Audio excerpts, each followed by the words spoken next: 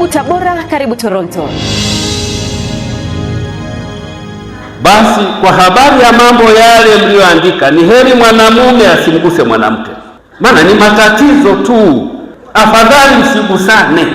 Lakini kwa sababu ya zinaa, kila mwanamume na awe na mke wake mwenyewe, mume na mpe mkewe haki yake, na vivyo hivyo mke na mpe mumewe haki yake.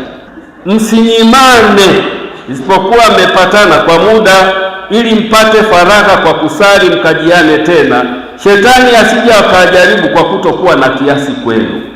Zaidi ya wachungaji wanawake na watawa 200 kutoka Kanisa Anglikana Tanzania upande wa Tanzania bara wapo mkoani Tabora wakishiriki kongamano kubwa na la kwanza kwa wanawake hawa, lililotanguliwa na maandamano yaliyopokelewa na Askofu Daktari Elias Chakupewa katika Kanisa Kuu la Mtakatifu Stefano, Dayosisi ya Tabora. Bwana Yesu asifiwe. Amen. Baba Askofu Dayosisi ya Tabora na mawaziri Kanisa Anglikana Tanzania, tunaomba upokee maandamano ya wahudumu wanawake ambao yako mbele yako. Asante sana. Karibuni sana katika ibada hii maalum sana ya ufunguzi wa kongamano la wachungaji wa kike na watawa katika dayosisi yetu ya Tabora. Na tunapokea maandamano haya kwa jina la Baba na Mwana na Roho Mtakatifu. Amen.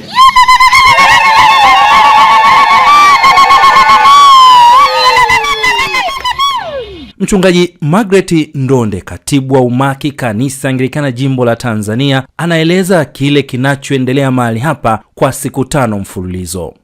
Lakini miongoni mwetu wapo wachungaji wanawake 12 kutoka nchi jirani, Kanisa Anglikana Kenya, Dayosisi ya Nyahururu.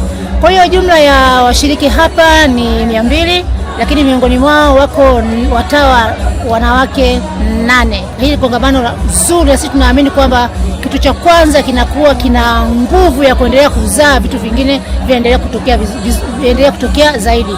Kwa hiyo kongamano hili ni la kwanza, lakini tutaendelea na kongamano mengine zaidi na zaidi kwa sifa na utukufu wa Mungu. Sehemu ya kwanza ya ibada hii ya ushirika mtakatifu na ya kihistoria kwa Kanisa Anglikana Tanzania imeongozwa na Askofu Johnson Chinyong'ole kutoka Dayosisi ya Shinyanga, na kisha mahubiri kutolewa na Askofu Mkuu Kanisa Anglikana Tanzania Daktari Maimbo William Mndolwa. Katika Injili kama alivyoandika Mathayo Mtakatifu sura ya 19 yako maneno haya: Mungu tangu asili ya uumbaji wake ameweka miito ndani ya watu, na miito mikubwa ni miwili. Ama wito wa ndoa, na akikupa wito wa ndoa atakuwekea mwenzako wa kufanana naye. Lakini pia unaweza usipewe wito wa ndoa, anaweza akawa amekupa wito wa utawa. Kwa hiyo wale ambao wamepewa wito wa ndoa hawapaswi kwa namna yoyote ile kuwaona ambao hawakupewa wito wa ndoa kwamba hawana maana katika kanisa, na wale walio na wito wa utawa hawapaswi kwa namna yoyote ile kuwatazama wale ambao hawakupewa wito wa utawa kana kwamba wao ni watu waliochafukiwa na hawamjui Mungu. Sasa Mungu amesema zaeni mwijaze, haya nchi itajaje bila kuwa na ndoa? Lakini pia sote tukiwa na ndoa, nani wa kukaa malangoni na kuwainua watumishi wa Mungu kwa ajili ya huduma? Maana anayeolewa kwa kweli anatafuta matatizo, na anayeoa anatafuta matatizo. Ukitaka upige goti umlilie Mungu, mwenzako ndio kwanza anarusha neno. Ukitaka uanze kulala kwenye magoti ya Mungu, mwenzako ndio kwanza anataka hela ya sabuni. Kelele za huku na kule zinakutoa kwenye mlengo wa Mungu. Yule aliyeitwa kwa ajili ya utawa, wakati wote amepiga goti, hakuna wa kumchokonoa juu ya dagaa, hakuna wa kumchokonoa juu ya mafuta, hakuna wa kumchokonoa juu ya sabuni, bali yeye na Bwana wake. Kutoka nchini Kenya, jumla ya wachungaji wanawake 11 wamehudhuria ibada hii, ikiwa ni uwakilishi kutoka Dayosisi ya Nyahururu. Tunashukuru sana, tulikuja tukiwa 11 from the diocese out of the 26 ladies ambao wako ordained pale, na tumefurahi sana kwa pamoja nanyi. Zaidi tumefurahi kualikwa mwaliko wa kuja Tabora. Today morning tulikuwa na service ambayo imeongozwa na Askofu Mkuu. The message you're going with to Kenya is the theme that we have had of Luke 5, which is teaching us about twende kilindini tukavue samaki, na tukafurahia sana because we have had a room, so we are going out there knowing that we are free and free indeed to serve the Lord in our capacities. Ibada hii imekuwa ni ibada ambayo haitosahaulika ya historia katika kanisa Anglikana jimbo la Tanzania, kuwa na kongamano la wanawake wachungaji. Na hii kwa kweli imetutia moyo sana kuona kwamba kanisa sasa linatambua uwepo wa huduma ya wanawake wachungaji.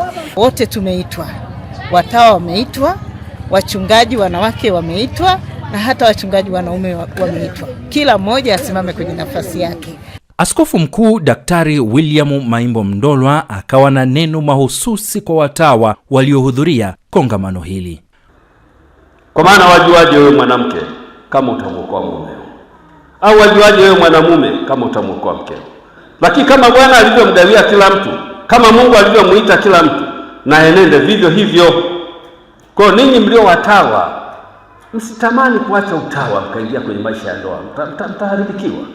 Na nyinyi mlio katika ndoa, msivuje ndoa zenu ili mwende kwenye utawa, mtaharibikiwa. Maana mwisho wa siku mtaanza kuzunguka huko mlio yazoea.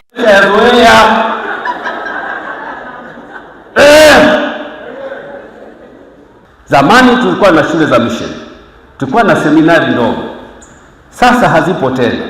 Zamani ilikuwa ukinyanyua mtumishi unamnyanyua kutoka kwenye shule, amelelewa katika maadili ya shule za kanisa, amelelewa katika Ukristo wa Kianglikana. Leo hii najiuliza, hivi nikitaka kupata shemasi nampata kutoka wapi? Nikitaka kumnyanyua mwinjilisi namnyanyua kutoka wapi? Na hapo ndio changamoto kubwa ilipo. Kwa hiyo anamuokota Mndolwa kutoka Pugu sekondari huko, akija hapa akafanya vibaya, wanamuona kama hajui. Lakini ukweli kalelewa wapi? Nani aliyemtunza na kumuonyesha kwenye njia? Watawa mmekuwa mkifanya kazi hii, msirudi nyuma. Na mimi ningetamani kanisa lote lingekuwa na watawa na kila mahali kama ambavyo tulianza kule nyuma, tuwe hivyo, ili hatimaye sasa tupate kuwa na vijana wazuri watakao kuja kushika nafasi mbalimbali katika kanisa. Lakini pia mna wajibu mkubwa watawa wa kututengenezea mavazi ya ibada. Sasa ndio bana, wakati mwingine hata kanisa unaweza ukakuta huyu kavaa vile, huyu kavaa vile, yule kavaa vile, ni kwa sababu hakuna oda mahali fulani. Na hiyo sio kosa letu, ni matatizo tu yaliyotokea. Mahali walipo watawa, hiyo ni kazi yao. Mahali ambapo hawapo, wanaambukiza hiyo kwa watu wengine.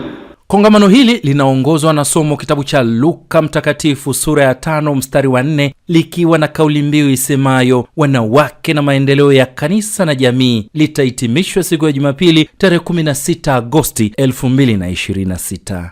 Kila mmoja iheshimu huduma alionayo. Mtawa anayo huduma yake anayoifanya katika huduma hii ya kanisa. Pia mchungaji au mhudumu mwanamke ana huduma kipekee sana anayoifanya katika kanisa. Kipekee wote tutiane moyo, tuifanye kazi ya Kristo. Kuolewa si lazima, bali ni hiari ya mtu.